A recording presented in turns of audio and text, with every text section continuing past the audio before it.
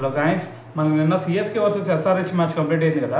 అయితే ఈ మ్యాచ్ తర్వాత చూసుకుంటే వీరేంద్ర సెహ్వాగ్ సిఎస్కేని ఉద్దేశించి కొన్ని వ్యాఖ్యలు అయితే చేయడం జరిగింది. అసలు వీరేంద్ర సెహ్వాగ్ ఏమన్నాడు అనే దాని గురించి ఈ వీడియోలో క్లియర్గా మాట్లాడదాం. అయితే ఇక్కడ సెహ్వాగ్ చెప్తుంది ఏంటంటే, ప్రస్తుతం ఈ సీజన్లో సిఎస్కే పరిస్థితి కనుక చూసుకుంటే వీళ్ళు టేబుల్ లాస్ట్లో ఉండటానికి పోటీ పడుతున్నట్టయితే ఉంది. సో మరి ఒకవేళ కనుక వీళ్ళు మరి చివరికి వెళ్ళేలోపు అంటే సీజన్స్ ముగించేలోపు వీళ్ళు కనుక లాస్ట్ పొజిషన్లో ఉంటే ఖచ్చితంగా వీళ్ళకి ఒక మోటివేషన్ అయితే ఖచ్చితంగా వచ్చిద్ది అని నేను అనుకున్నాను అని చెప్పేసి సెహ్వాగ్ చెబుతున్నాడు. అయితే దానికి రీజన్ ఏంటి అంటే, ఒకప్పుడు చూసుకుంటే సిఎస్కే టేబుల్ టాప్లో ఉండేది. సో దాని తర్వాత ఇప్పటి వరకు ఎప్పుడు కూడా మరి టేబుల్ లాస్ట్లో ఎప్పుడు కూడా లేదు. సో మరి ఆ అనుభూతి ఎలా ఉండిద్ది అనేది ఇప్పటి వరకు సిఎస్కేకి తెలియదు. సో అందుకని చెప్పేసి ఈసారి వాళ్ళు టేబుల్ లాస్ట్లో కనుక ఉంటే మరి ఒకప్పుడు టేబుల్ టాప్లో ఉన్న ఫీలింగ్ ఎలా ఉండిద్ది అనేది వాళ్ళకి తెలుసు.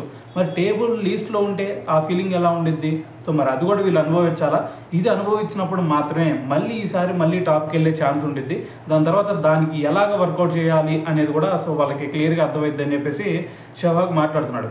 అయితే దాని తర్వాత మరి ప్రజెంట్ వాళ్ళ టీం చూసుకుంటే మరి అంత పటిష్టంగా లేదు. అయితే నేనే కనుక ఆ టీం మేనేజ్మెంట్లో ఉంటే నేను ఒక 4 ప్లేయర్స్ని పక్కన పెట్టేస్తాను నెక్స్ట్ సీజన్కి. సో వాళ్ళు వచ్చేసరికి Rachin Ravindra, Devon corner. So వాళ్ళిద్దరు ఫారెన్ ప్లేయర్స్ని పక్కన పెట్టేస్తాను. దాని తర్వాత మరి వీళ్ళలో ఇండియన్ ప్లేయర్స్లో వచ్చేసరికి రవిచంద్రన్ అశ్విన్ అలాగే విజయ్ శంకర్. సో వీళ్ళిద్దరిని కూడా పక్కన పెట్టేస్తాను. సో దాని తర్వాత వీళ్ళ ప్లేస్లో కొత్త యంగ్స్టర్ని తీసుకొచ్చి సో మరి టీంని అయితే బిల్డ్ చేస్తాను అని చెప్పేసి చెప్తా ఉన్నాడు. అయితే దీనికి ఒక రీజన్ ఉందంట. అదేంటంటే, మరి మీరు టీంని బిల్డ్ చేయడం అంటే ఏదో నెక్స్ట్ 2 సీజన్కో 3 సీజన్స్కో కాదు, నెక్స్ట్ రాబోయే 10 సీజన్స్ వరకు నీ టీం బలంగా ఉండేటట్టు నువ్వు ఇప్పుడే ఫిక్స్ చేసుకోవాలి అని చెప్పేసి కూడా వీరేంద్ర సెహ్వాగ్ సిఎస్కే మేనేజ్మెంట్కి కూడా చూడడం జరిగింది.